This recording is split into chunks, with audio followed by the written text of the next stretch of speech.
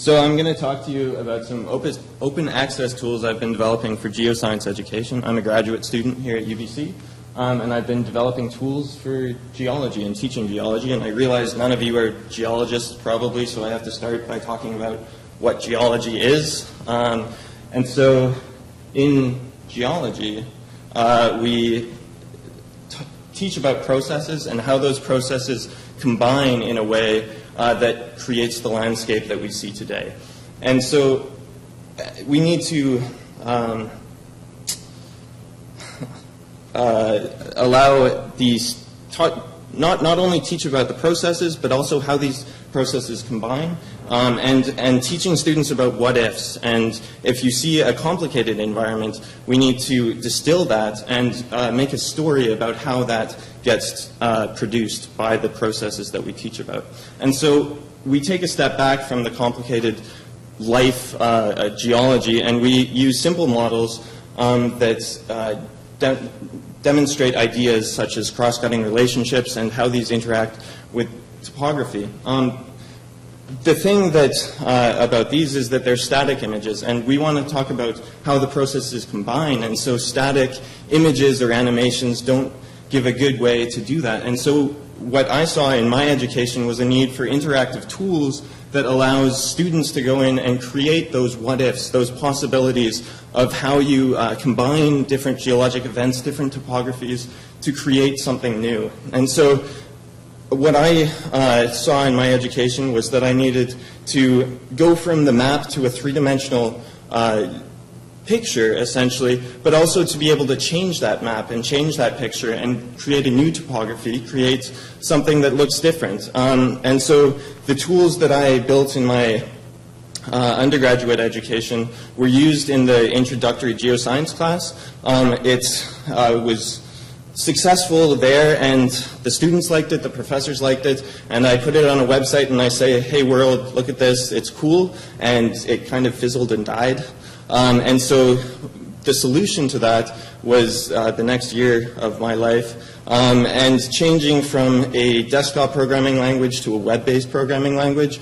And so all you have to do is navigate to your browser and go to the website, and you can start modeling geology. And this is very powerful because the web is so open, and that there are ways that you can recombine the knowledge, and the possibilities there are pretty cool. And so it's plug-in free, and it's a way that people can start modeling geology with simple events. And again, these are combinatory, and so you can create essentially any model that you want and then put a topography on top of that, and then you have a link to that model that you can share on Twitter or on Facebook or on Reddit. And so it puts the tools in the hands of the students and not the professors, and I think that kind of flips the style of learning.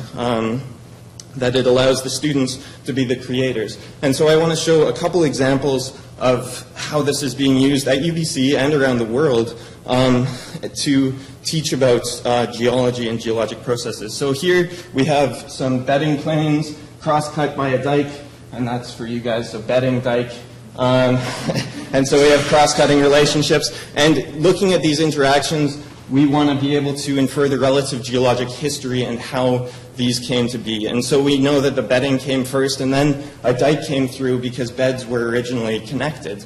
And so the students are given this picture and say, well, what is the history of this event? And obviously this is very complicated, so they're given a set of rules that they read those in a textbook and they try to apply them here. But it's much better to be able to be the creator and go through all of your different events, create things, see how they interact, see how if you change them, you create a different model, and see how the different geologies and events play together. And again, this is going in a forward direction versus an inverse direction, where you are given a model and you have to think backwards about how that got created.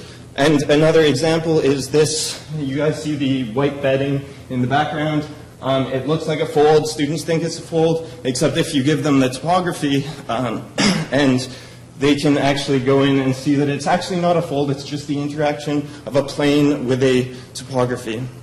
And so this sort of interactions are kind of cool to put in the hands of students, but not only students, you can, because it's online, people can go in and post on Reddit, and someone said, how did this mountain ridge form? Someone wrote a paragraph and posted a model, and it's a cool environment that I kind of stumbled into.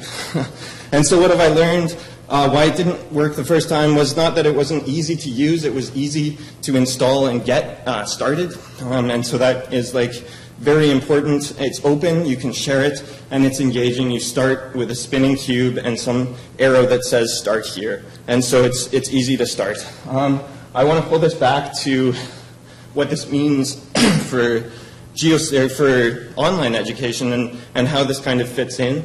I believe that these tools are part of the solution to our online education, and we've talked a lot about content creation, and I think that this is kind of thinking that online education is the same as traditional education, and I think are huge differences that we haven't yet explored completely, and I think that the tools that we create can kind of enhance the online education, but they're also used in traditional education as well.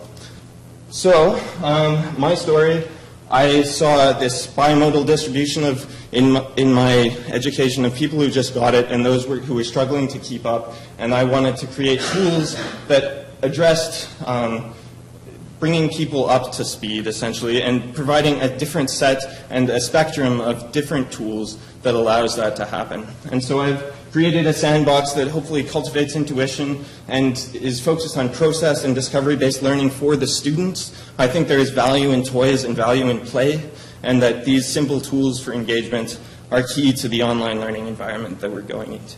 Thank you.